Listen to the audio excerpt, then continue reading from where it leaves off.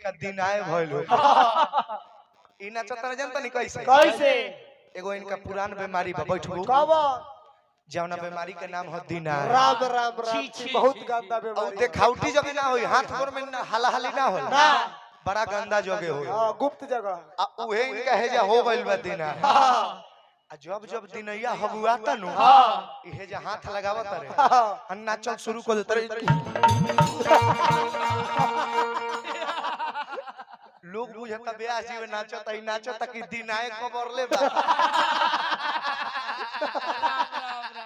देखी हा कहीं ओजा भइल बा होने ले मत लतर के चल जाए हाय देख तू कैसे देखला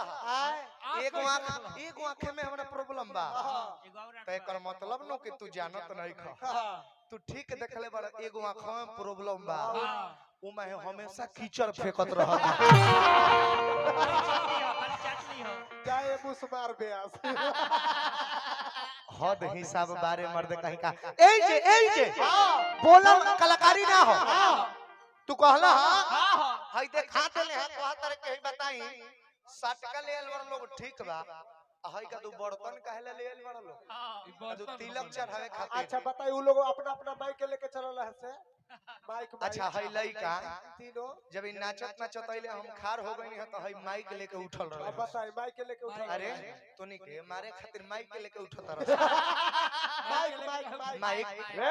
माइक लेके उठत ना सकिना कौन उठल मारे खातिर कोनो डंडा लेके चले के चाहे त बाकला माइक के लेके चल देता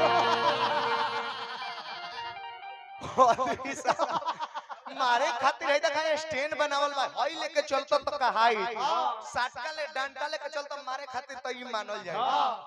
माइक के स्टैंड लेके चल देता ना सब मार करे बुझा तरह तिलक में चलल भरल लोग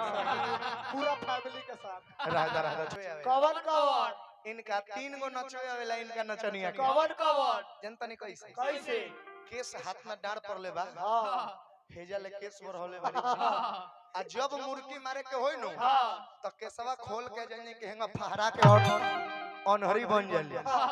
जे मुर्गी मारे के होई नु कि झड़ जाई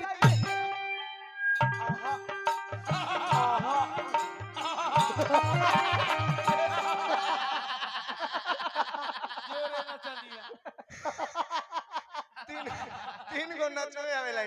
जनतन के तरह कि झड़ जाई देही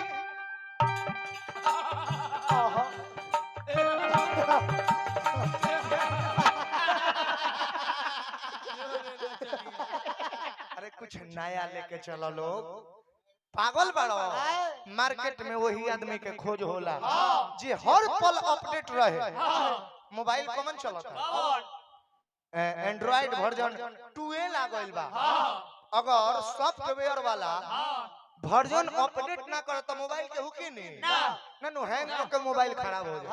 आ जितने नया वर्जन आवत जाई उतने लोग औरी कहि के बा क्या डिवाइस है ई क्या प्रोग्रेस करी ई त खाली हित पाहुन के फेरवे लग जाता 2022 में कुछ पर उल्टा सीधा बात के प्रयोग मत कर लोग अपना लइकन के सिखाओ कि नए नए बात कहसन हां ई मर्दे चाना बेचे वाला के लेके चलल बड़ा है 2 गो लगावे के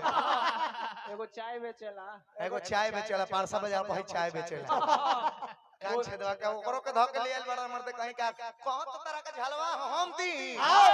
हमरा सजीना में इनका सजीना में अंतर जनता निका बा हमरा झलवहिया में होई बा आ इनका झलवहिया में होई बा हमरा ठकैता में होई बा इनका ठकैता में होई बा हमरा बेंजुला में किरकिराहट आ इनका बेंजुला में कीनी इनका बेंजुला में होई बा हाय देखो कि झड़